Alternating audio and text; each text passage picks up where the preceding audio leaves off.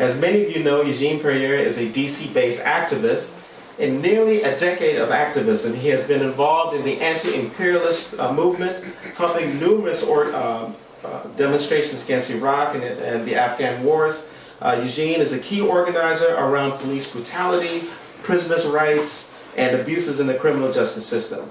He also was one of the co-founders of the Jobs Not Jail Coalition.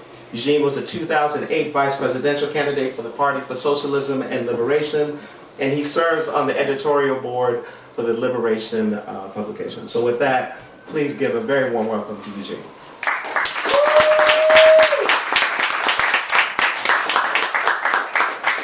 Well, thank you very much, Funa. I really appreciate that, and thank you so much to Heather and also to John, who's in the back there, for the earlier presentations they made about what I think are two very important issues that we need to be involved in. And certainly thank you to you all for coming out. I know this is getting a little chilly out here now, but we actually have some chili in the kitchen to warm them up. So that's how we do things. And I'm happy to see, old faces, new faces here. I'm happy that we have some of our friends able to join us from the Cuban interest section. I just say I'm honored that you felt that you wanted to come here and be here today. So we're happy to have you here. I also, please. We're 100% against ending that Cuban blockade and freeing the Cuban flag. That's a big thing we do. I also really want to recognize one of my mentors and people I really look to in this struggle against mass incarceration, who also just recently won an award from Washington Peace Center, Stu Anderson from Friends and Family of Incarcerated Persons. Man, this guy is doing so much in this city.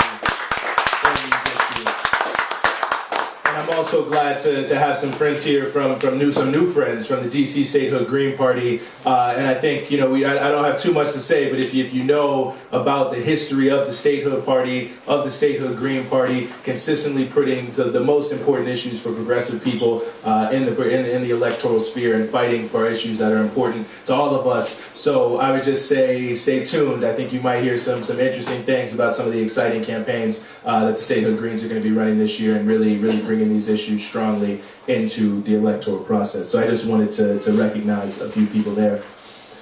So what I want to do tonight, I want to do a few things, and I want to have a good Q&A here, a good exchange of views. So there's a lot of things I'm sure I won't touch on that you all will bring up to me, and we'll really talk about this. But I want to do a couple things, and I want to almost sort of run through it a little bit in the same way it's structured in the book. I want to talk some about, what is the context of the prison system? What is it and that's really the key part of the book, is how do we get from point A to point B here? I want to say a little bit about who's in prison, which I think will flesh out a little bit the historical narrative that I want to present in the first part. And then finally, I want to talk about, a little bit about reform, what we can do now, where our sort of horizon should be set on this issue, because there is sort of a lot of different things starting to move, a lot of different pieces starting to happen. And so I think a very important part of the discussion is sort of the where do we go from here stage.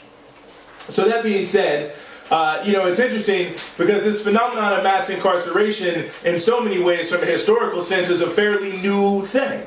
We know that it's really only in the past 35 years or so that there's been this massive explosion in prisoners in the United States. I mean, even up to the 1980s, there was nothing like what we've seen from the 80s to the early part of this last decade, where essentially a million or more people were sent into prison.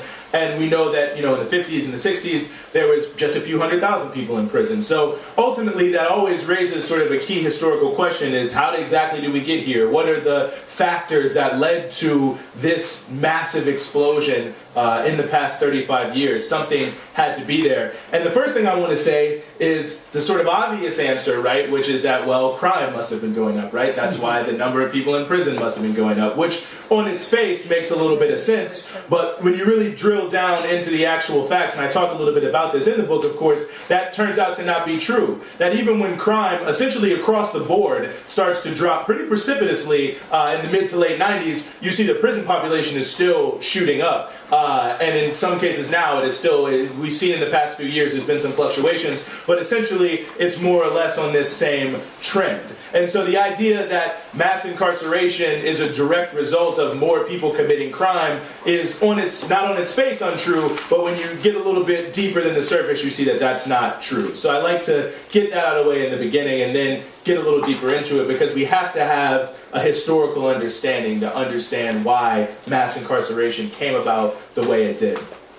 And the context that we need to have is a context about the middle part of the 20th century, right? Because, the United States, coming out of World War II, was the richest country, the most prosperous country. They had all the gold. Everyone was listening to them. I mean, they were definitely in the driver's seat. And since that time, in fact, have been in the driver's seat of this world capitalist economy. So the United States is coming out. And if you remember this period or have studied this period, you know that it was sort of considered a period of consistently rising living standards, right? So much of what we know of the so-called American dream is rooted in this period. The suburbs, the car, the white picket fence, the 2.5 kids. All of that kind of stuff is rooted in this particular growth that was happening. Some people call it the golden age of U.S. capitalism, where there was an idea that, two sort of ideas that are important. One, that there would be a steadily rising living standards, and two, that the Great Depression and things like depressions and slumps and recessions, that was essentially all over, right? And that they had come up with these answers and these reasons, they being, the people who run this country, big business, the elite policymakers, all of those sorts of people, the academics and whatever,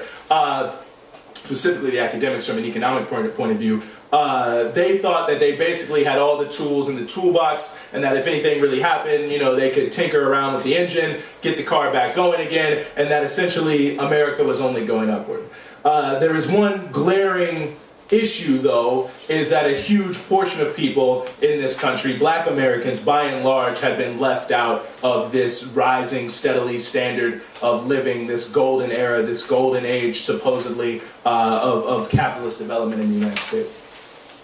And that's in some senses sort of what the civil rights period was about, the civil rights and black power periods, as they are often called in history. I mean, obviously there's a lot of different things there, and the most basic thing being black people asserting their right to be considered human beings inside of this society, which is probably the most important underlying factor. But certainly in sort of the quote-unquote resolution, you could say, of the civil rights movement, the legal moves, the Voting Rights Act, the Civil Rights Act, and then later, not explicitly aimed at black Americans, but, sort of implicitly having a large impact on them, the Great Society programs, and things of that nature, this mass uprising of black people saying, as the sign said in Memphis, right, I am a man, I think we could add I am a woman, but that sort of mentality that we are humans, we have a right to exist, you cannot abridge our rights. The way that these same people, these elite policymakers, reacted to that was, okay, we'll get you in there. You know what I'm saying? Like, we understand you're very upset. Obviously, you were causing a lot of problems for us right now. You're making us look bad internationally. Communists are all over us for this. Our own people are starting to get riled up right now. Like, the non-black people are getting riled up by you. So you know what? We're going to take care of you. We're going to find a way to integrate you in. We're going to make the system work. Everything's positive. It's America. We're only going up. We can figure it out one way or the other, right? I mean, and one way to look at this, too, is if you think, like, when we think now about, like, right-wing and left-wing politicians, so if you say, like, Richard Nixon, the first thing that pops into most people's mind is, like, this dude is, like, the worst, craziest right-wing guy that, like, was ever president of the United States. Well, I don't know, after George Bush, but whatever. That's what you're thinking.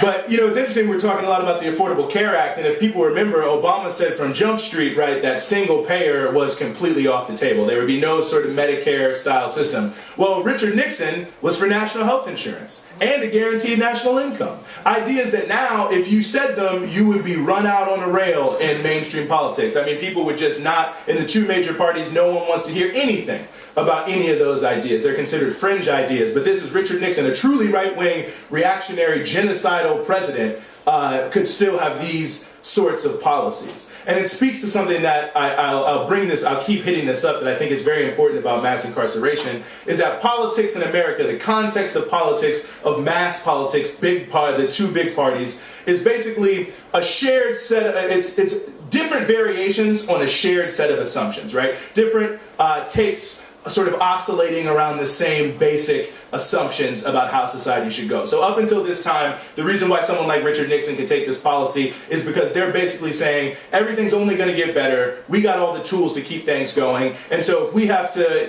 break off a little something here for poor people, do a little something here to help black people get some more businesses, it's not going to cause any problems for us. So we might as well just do that because, maybe we can, as Richard Nixon said, the real problem is the blacks. And what do we do about the blacks? So maybe if we can just shut them up by creating some programs, we can make that happen. And other people who are upset, we'll give them health care, we'll give them a little bit of money, it'll be okay. But this deeply held belief of sort of like total control over the direction of things and this sort of social programs, this kind of thing. This whole mentality of this rising standard of living and the ability to integrate black people in was predicated on the economy actually continuing to get better, right? So there was a huge shock, and this is sort of the real important context of mass incarceration, because the rug was sort of pulled out from under all these people who thought they had all the answers already, right? And there was an economic crisis in the 1970s. I don't want to get too deep into why that happened. All we really need to know is that there was an economic crisis in the 1970s, and it had a tremendous impact on the mentality of these same elite policymakers in the capitalist establishment. And it made them think, wait a second, maybe we don't have all the answers. And maybe some of what we've actually been doing is the problem. In fact, yes, that is what it is. Some of what we've been doing is definitely a problem. We need to go back and look at this again and see what's going on. And this is at the time period where you start to see the rise of something that's known as the culture of poverty thesis. And the culture of poverty thesis, essentially in a nutshell, and this is some of these ideas were sort of long-held right-wing ideas, but it starts to come to the mainstream. Liberals, people like William Julius Wilson, a black guy, a scholar, start to push this, is that, ultimately, obviously there are some structural reasons why someone may or may not be in an impoverished circumstance. But that once you get into poverty, it creates these sort of cultural mores, these, if you want to be nicer about it, survival mechanisms that might help you in that particular context, but are actually holding you out of the economy. So it's not really that there aren't enough jobs per se. It's that you as a poor person don't have the correct skills to get a job. And if you just did, if you knew that you should wear a suit to a job interview, you'd have a better chance. Or if you were able to do X, Y, Z, whatever. The basic point, and again, there's different variations on this. There's some people who put more emphasis on the need for more jobs, but there's more significantly, people who, especially Bill Clinton, put the emphasis on the need to sort of discipline poor people, discipline people who are impoverished, and find a way to sort of teach them the right way to live. Because that's what it's all about. I mean, if some people here, you may have heard of a guy named Max Weber, famous sociologist. He wrote the book called The Protestant Ethic. And that's his whole point, right? This is a celebrated book. His whole point is that capitalism survives because people have this Protestant religious and work ethic that if you start to lack this, the whole society will collapse. And that's basically what people started to say in the 1970s, these elite policymakers, is that we have to discipline these poor people. We have to discipline these impoverished people and teach them that, that if they want to get ahead, they have to play by certain rules. And sort of the corollary to that, too, is that social programs should be decreased. And even in cities where they didn't want to decrease social programs, where black politicians had first come to power, most of the time as part of the progressive movement, they didn't have any tax money to spend in the first place because the rise of the black political machines inside of major cities was a huge spur to white flight, to white people just leaving. So even some of the people who did want to continue social programs and didn't buy into this, they certainly didn't have any money. The people who did have the money, they certainly bought in 100% to the idea of a culture of poverty thesis, and they also bought into the idea that really what the economic crisis of the 1970s showed is not just that, poor people are their own problem, but that if you want capitalism to survive, you have to try to distill it down to the purest essence that you really can. And now people sort of call that neoliberalism, free market fundamentalism, whatever you want to call it, but these ideas that are sort of stock in trade these days and shared by and large by both of the major parties, this is sort of just coming into being in this time. And so this economic crisis in the 70s changed the whole mentality of where people were coming from. And I say all that just to say that that's the important context for mass incarceration. Now the issue is why.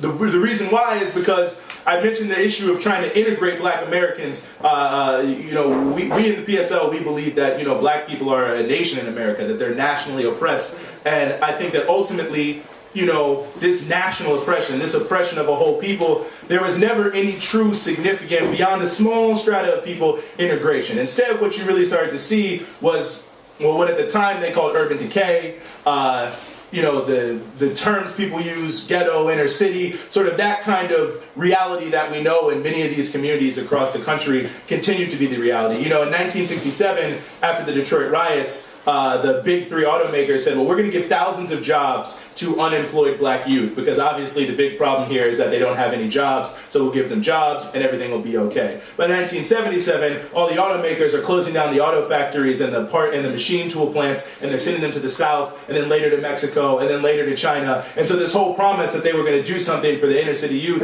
of Detroit just completely disappeared on the backs of their needs to make more profit, sacrificing this idea that they should have a rising standard of living, which was the previous idea, sacrificing that for profits above all things. And if you had to jettison program support people, if you had to close down factories, it didn't matter as long as you kept this U.S. profit machine going, as long as you were able to get out of this crisis and keep moving and keep profiting and keep putting more and more money into your pockets, these, you know, super rich fat cats. So that's their mentality. And so then you have all these neighborhoods. I actually start to call them, I don't like to call them really ghettos or inner cities, even though I do think if you look up ghetto in the dictionary, it does accord very closely with, you know, what's going on in a lot of these communities, but it does have a derogatory connotation, I think, in terms of people's own mentality. I like to really call them islands of deprivation, because if you look across the country, that's what you start to see, like these rich suburbs that were growing and that were, you know, more prosperous, and the countryside, and then just dotted all over the place in these major cities, these just islands of complete poverty, misery, devastation, oppression, exploitation, the worst sorts of things you can think about. You have these islands of deprivation with millions of people inside of them. You've already decided, if you're one of these elite capitalist policymakers, you've already decided we're not really going to do anything for these people. We're definitely not going to, big business is like, we're definitely not giving them jobs, and government is like, we're not going to give them anything but the tiniest really social program piece. So you've already decided that lifting them out of poverty, giving them the tools to lift themselves out of poverty, you've already decided that that's out. So you got to come up with something, right? You can't just have these people locked up for no reason. And that's why in the book I call the problem of mass incarceration really a problem of surplus population, from the point of view of the rich and powerful in this country, that there's all these people who are in these neighborhoods and there's nothing they can do other than cause instability to our system.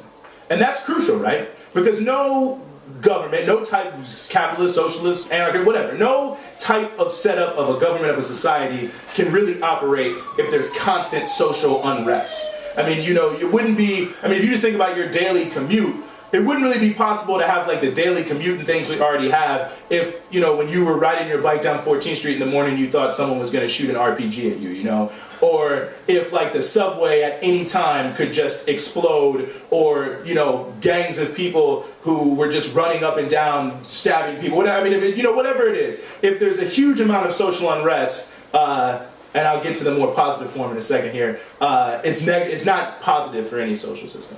And so from the point of view of the people who are running the country, you've got two things happening. There is, without a doubt, in the 70s, sort of a rising tide, not significantly, but a rising tide of crime, a lot of property crimes in particular, things of that nature, which we argue makes a lot of sense, right? Because you have all of this sort of hype for 20, 30 years about how things are only going to get better. And imagine if you're like an inner city young person in Detroit and you're one of the people who is like, yes, I'm going to get one of these jobs and I'm going to be just like that white guy that I know who had that job and had it for 45 years and is living, you know, out in Grosse Pointe somewhere with 2 cars and a house. That's who I'm going to be like. And then within 5 years, you're already laid off. You're already laid off. You don't have a college education. There's no other jobs that are around. I mean, this kind of thing has an immensely destabilizing effect on how people are living, how people are acting. So it makes sense that people, you know, might steal more or something of that nature to make ends meet, or to try to just figure out what their place is in this new economy, if you can call it that. New lack of an economy, perhaps, is the better way to put it.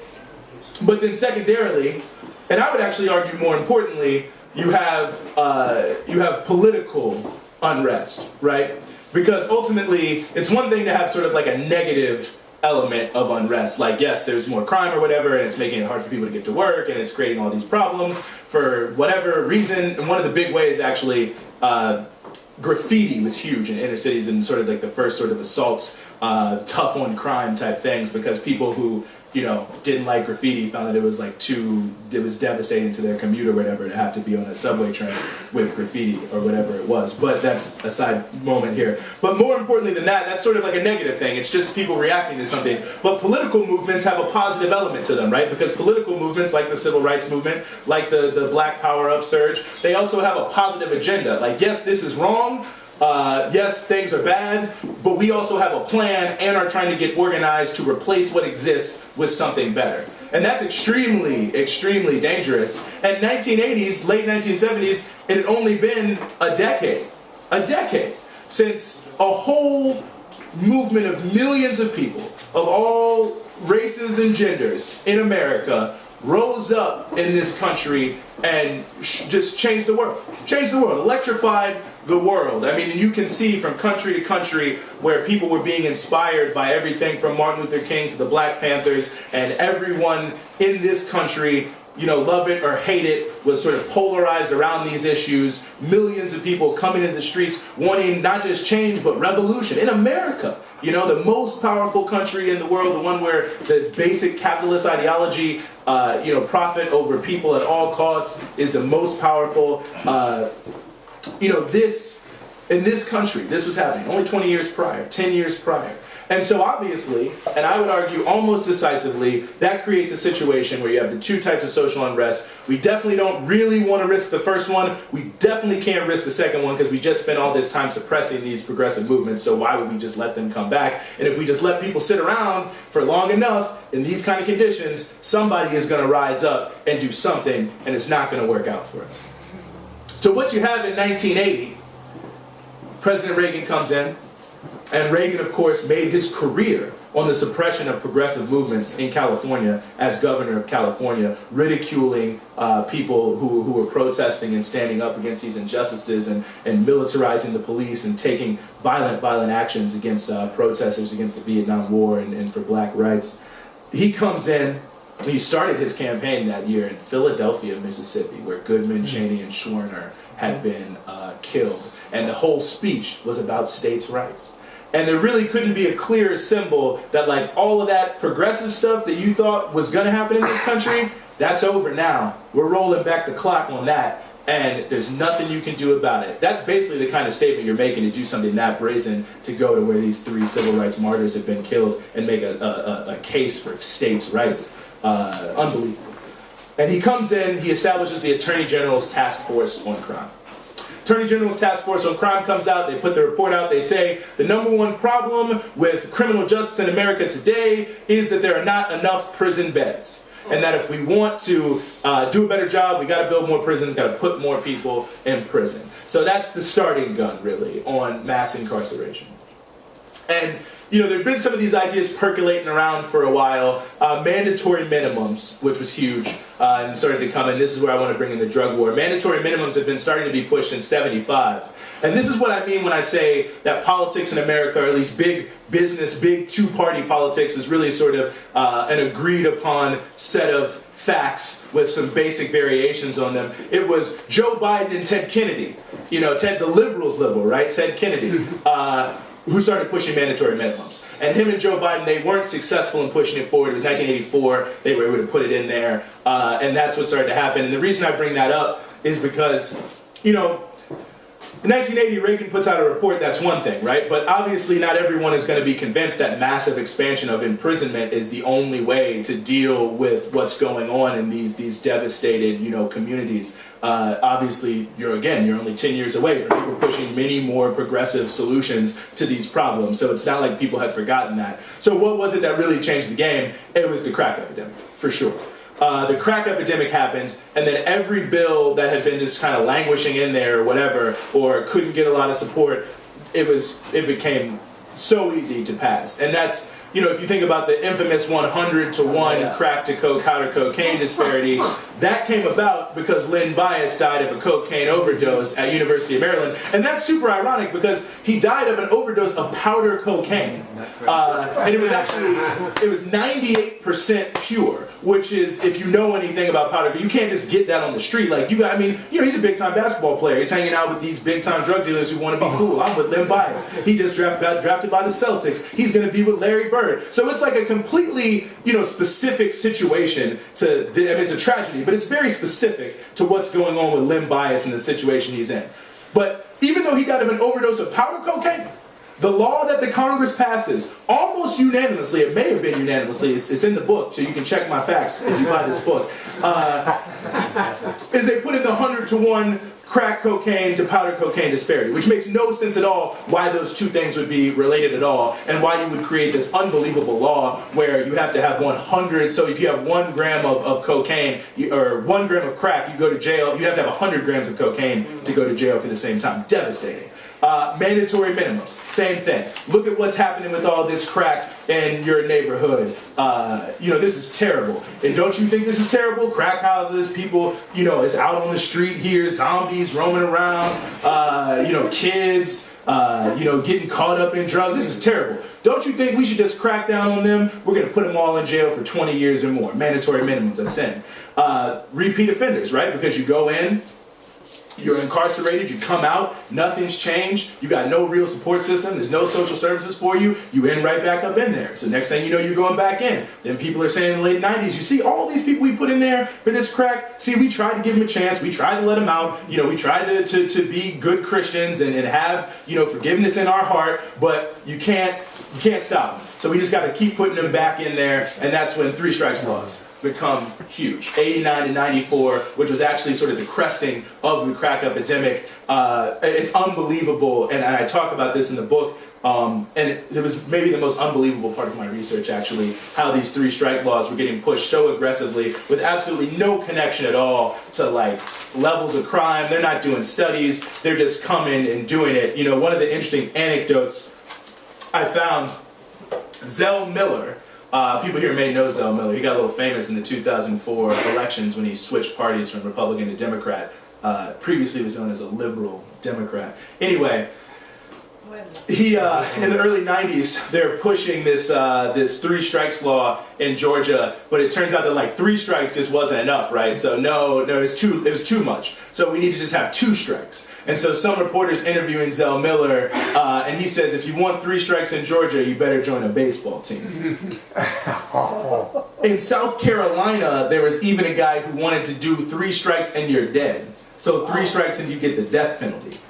I have an anecdote here from a legislator in New Jersey who is just saying that you couldn't really propose anything else about crime because the very first day, the very first session, all it was all the people who just gotten elected and some of the ones who wanted to keep getting elected going in there talking about how they need to keep building prisons, keep building prisons, keep building prisons at all costs, just keep adding beds with no real compunction. I mean, we know that prisons are very overcrowded now, and I'll talk about that, but you know, my home state, Virginia, was one of these states where they built all these prisons. They built so many prisons, they couldn't even fill them up, so they started calling New York and saying, give us everybody you got, you know, we'll take them because we got these prisons that we built and we can't find enough people. So it just shows that it had nothing to do with actual crime. It had nothing to do with how you solve crime. It was just this mentality that mass incarceration is the way to deal with these people who you don't like.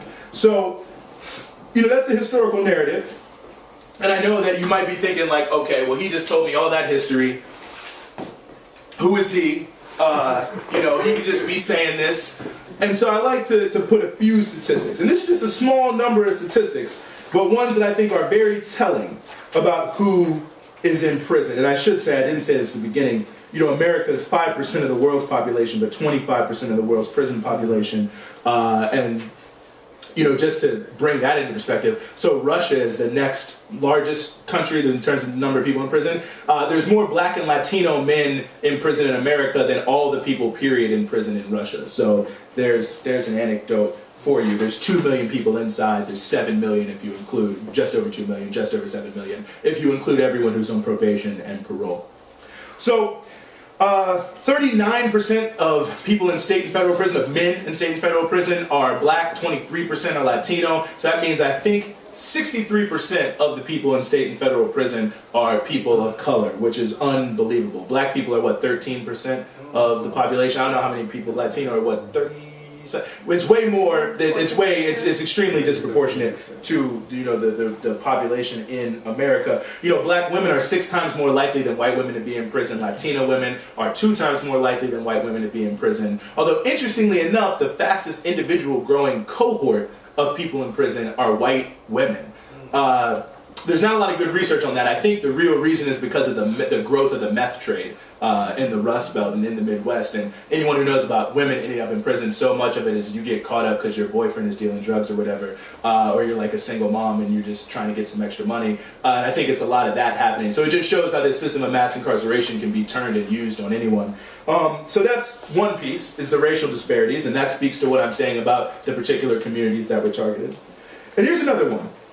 So according to the Bureau of Justice, 56% of state prisoners, 45% of federal prisoners, and 64% of local jail inmates. That's 56% of state prisoners, 45% of federal prisoners, and 64% of local jail inmates have a recent history of mental health problems or related symptoms.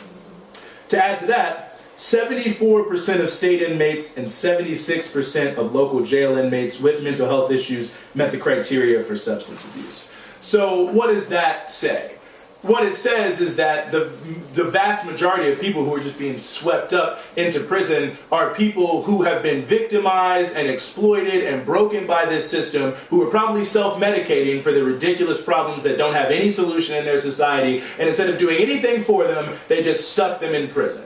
And I think that those are some telling statistics to speak to that, because all you hear about prison is like, must just be like a bunch of John Wayne Gacy's or Charles Manson's in there. They all must have done something. A friend of mine told me they were once on a jury and they had no evidence on the guy, and the other people in the jury were trying to convict him. So they're like, well, if they brought him in here, he must have done something, right? And that's the mentality in a lot of places, unfortunately. And I think it's crucial for us to remember that. And this is a tangent, but I just have to say this. MSNBC makes the vast majority of their money. And this is true. You can fact check it here. The New Yorker article about MSNBC, it's in there.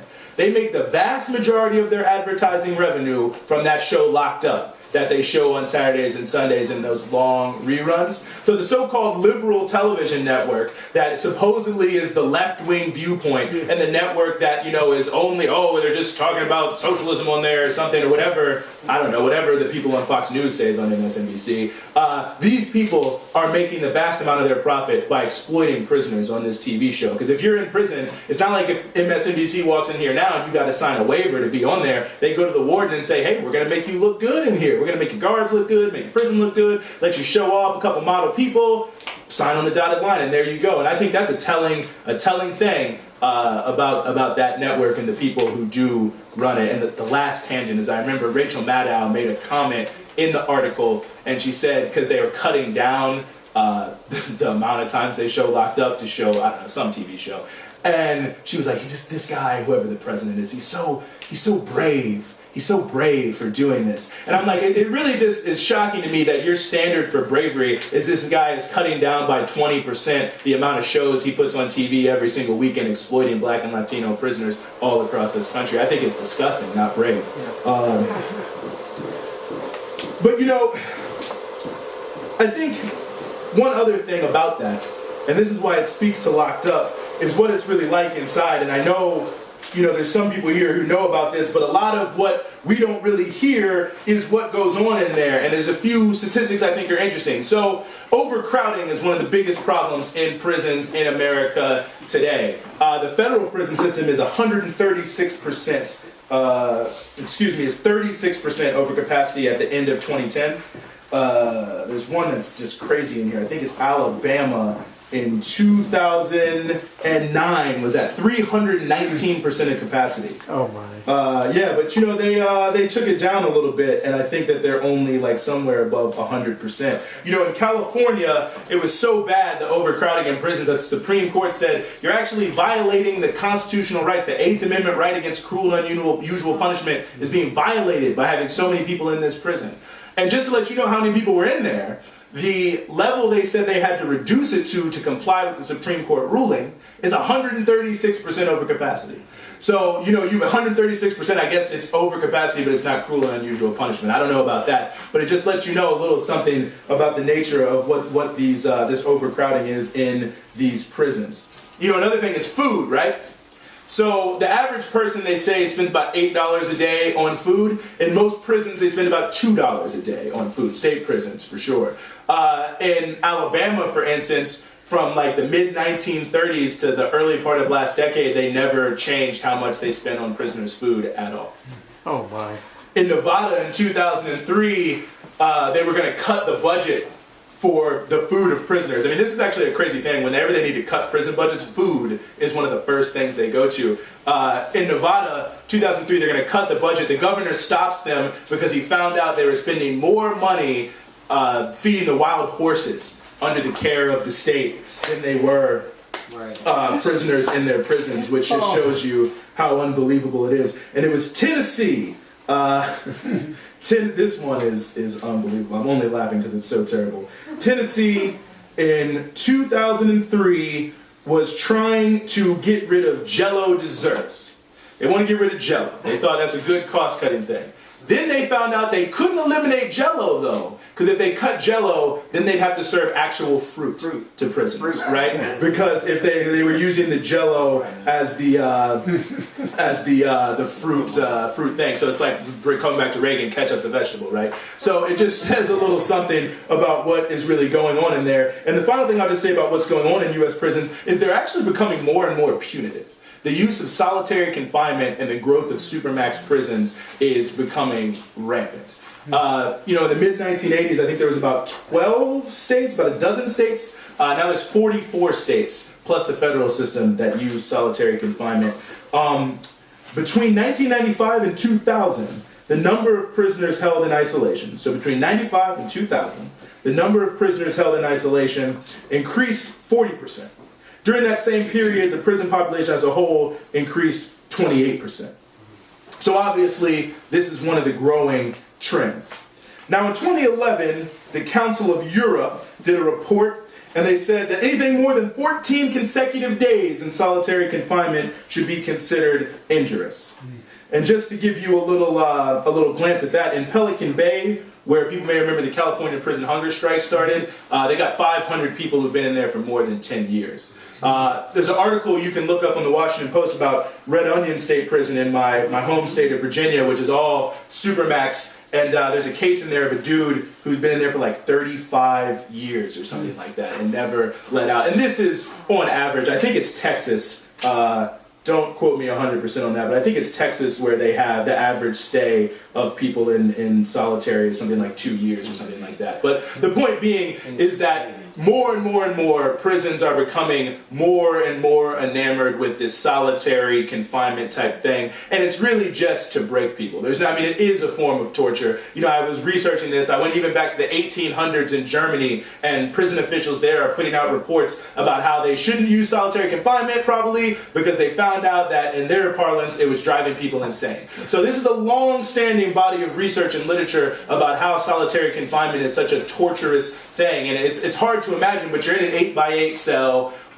You can't leave for 23 hours out of the day. The 1 hour that you're out of there, depending on what prison you're in, you may not get to talk to anyone at all. They put you in this exercise cage that probably isn't that much bigger than this little downstairs we're in right now, and a lot of times for no reason at all, covered over in a chain link fence or whatever, just to let you know that you might be outside, but you're still inside. And a lot of them have these little tracks or whatever, and you can do your thing for 1 hour a day, and everything is regulated. In Red Onion State Prison, you can't even take a shower every day. I think they let you take a shower every 3 days. And a lot of them do this. And a lot of them now, what they do, because they say they don't want prisoners to be able to flush contraband, the toilets flush themselves. And it only happens at a certain time of the day. So you either have to regulate how you go to the bathroom to when they flush the toilet, or you have to learn how to live with your own feces and urine in an 8x8 cell for hours at a time. I don't know what sort of purpose that serves to quote-unquote rehabilitate people, which they claim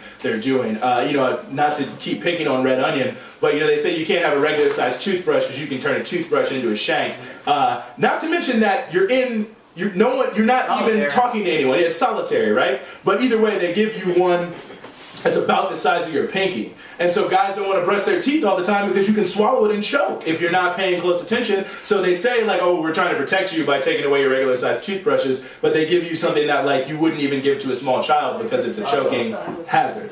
And that is unbelievable. And the fact, I mean, you know, the number of people who commit suicide in prison, they're mostly in solitary. I mean, it's really a terrible thing what's going on, but more and more this is the way states are going, is creating these supermax prisons, creating new units. The federal government just created a new unit. It's called the Communications Management Unit, and they're in Terre Haute, Indiana, and Marion, Illinois, and it's a special kind of solitary confinement that's only for Muslims, actually. And there's no step-down system, because like, see, when you're in prison, in most solitary systems, there's what's called a step-down system, which allegedly is to get you out. Like, there are ways you can get out, and I'll mention that in a second, but this one, there's no ways you can get out. And when people said, oh, this is only for Muslims, they just were like, oh, no, it's not only for Muslims. So then they found some anarchists who were convicted of property crimes, which is, you know, the worst thing you can do in America, right, is transgress against property. And then they put them in there. So they're like, okay, no, we got like some middle-class white people in there. It's not just Muslims, don't worry. And that one, the Communications Management Unit, is one of the worst. I mean, I think you get one phone call a month. Any of your visits, there's no human contact at all, and you have to be in this tiny little booth that's like this and super claustrophobic.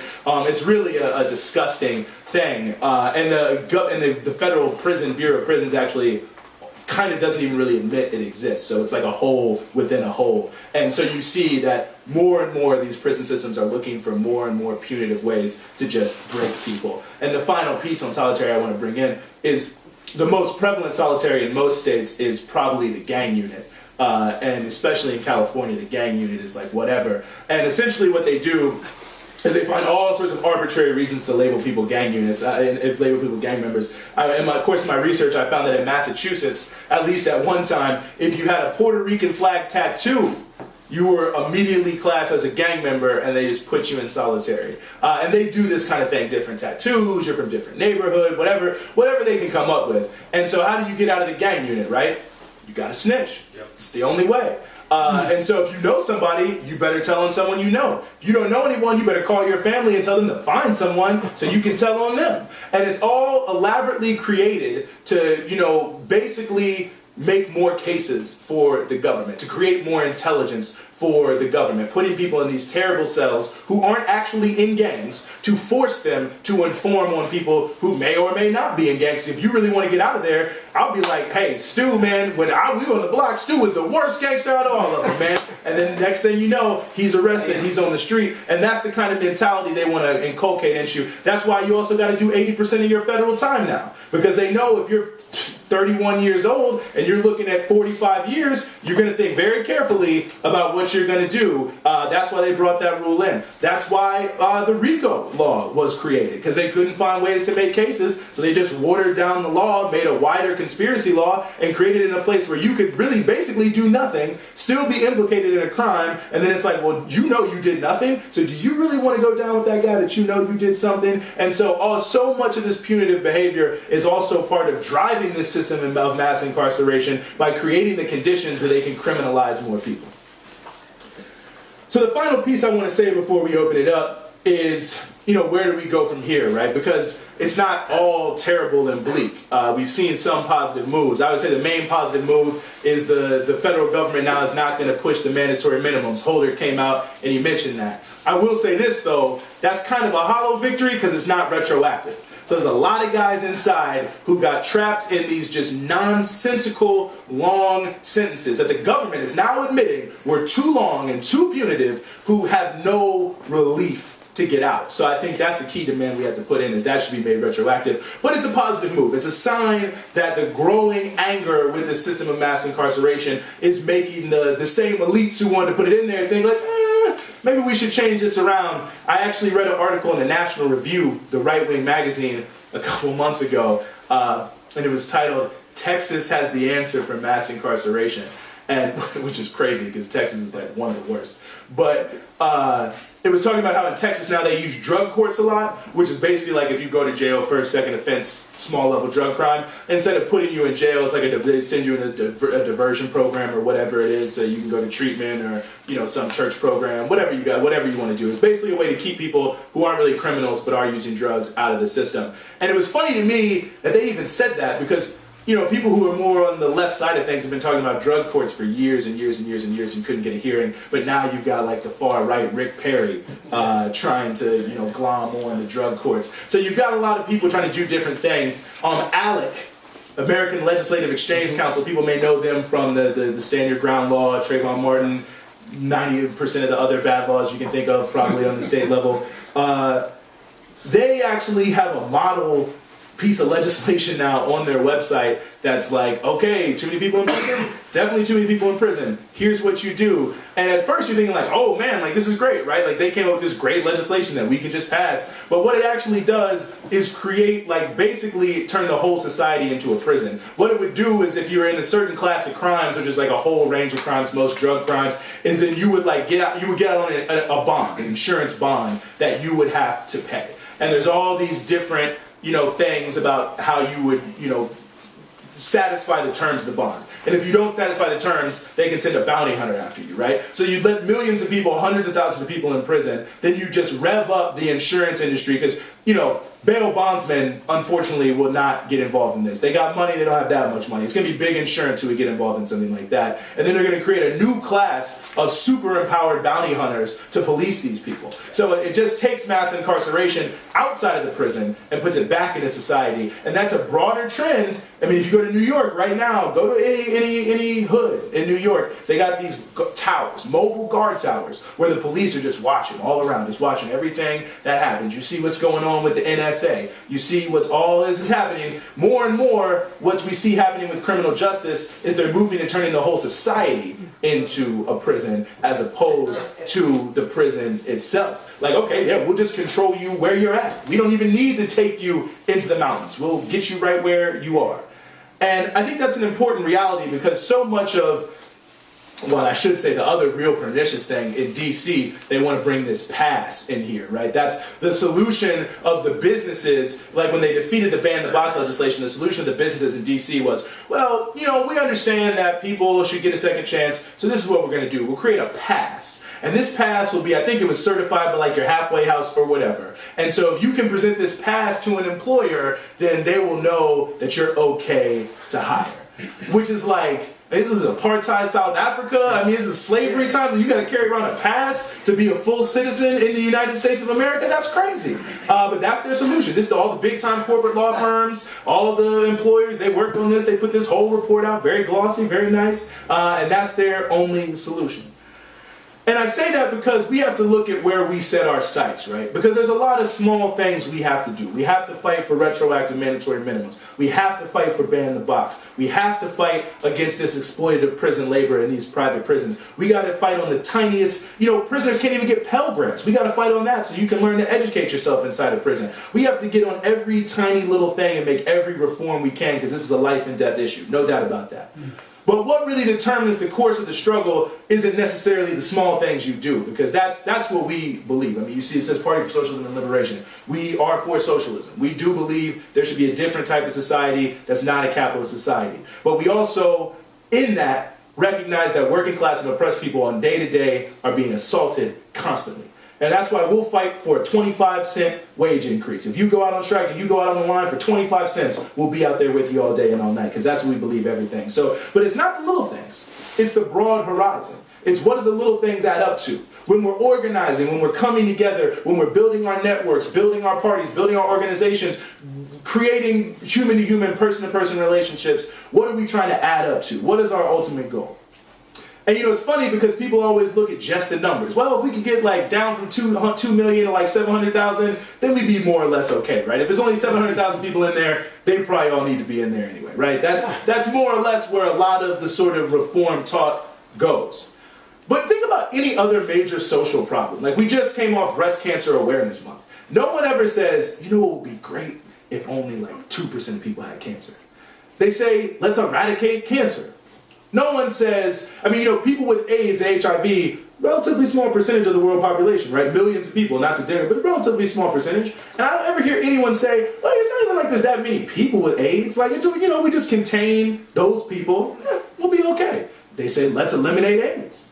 Even poverty, which has so much grandstanding around it, No one ever says, like, you know, it would be great if just like a few people are in poverty. Even Republicans. I watched the whole, I don't know, maybe I'm like a masochist. I watched the whole Republican primary, all the debates, and even they're in there talking about how we need to end poverty. And you know that's a lie, but even they say we need to end poverty, not reduce it. Oh my. So only is when it comes to prisons, where there's this one intractable social problem that you just can't get rid of, you just can't eliminate, you just have to accept a certain number of people are going to be in prison. I reject that completely. I think where we need to set our sights as a society that recognizes that quote-unquote crime is a social problem, not a problem with people individually. We can come up with solutions that can solve those problems, and we can move towards a society where there's nobody in prison.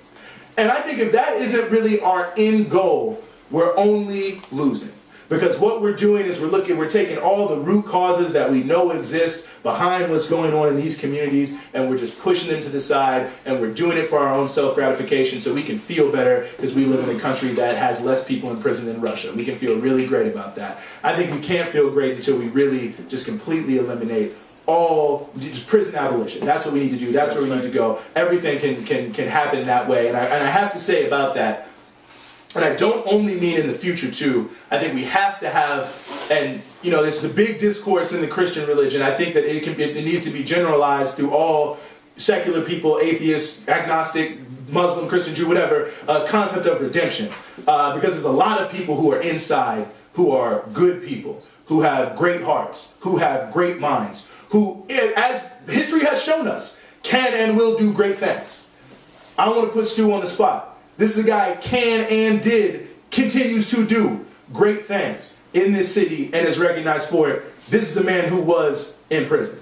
And no one who met Stu in this broad parlance, they probably don't even know. They probably don't even think that because of the way you carry yourself, because of your intelligence, because of how you do things. And I don't mean to single you out, but it just goes to show that from the littlest person to the biggest person, from the Malcolm X's to the guy you never heard of, there's people coming out of prison and doing great things all the time. And if we don't have a concept, I mean, look, you're not going to catch everybody. Some people in there are going to say what everyone who knows anything about prison knows. Some people will say whatever they got to say to get out of there, right? And someone's going to tell you, you know, I'm the best person ever, and then they're going to go back out and kill someone again.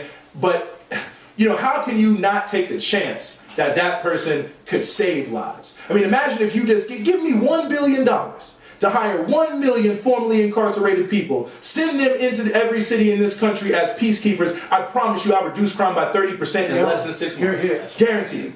Guaranteed it. But no one ever gets that opportunity. We don't do anything to build up these communities. We need to tear down these prison walls, build up the communities, build up our community bonds, and come together. So that's all I really wanted to say. And I hope that, you know, we can have a good exchange of views here. And I really, really, really appreciate you guys coming out today.